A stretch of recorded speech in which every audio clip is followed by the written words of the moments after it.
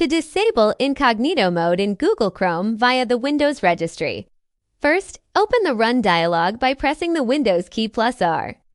Type the following command into the dialog box: regedit. Note, this command is also provided in the description for reference.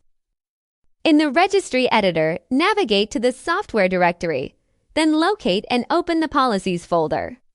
Right-click on the Policies folder, select New Greater Than key, and name it Google.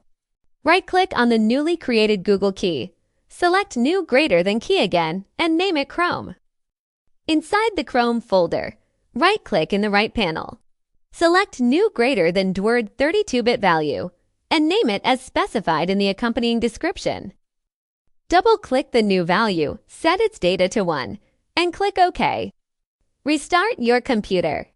Upon restart, Incognito mode will be disabled in Google Chrome, and the option will be removed from the menu.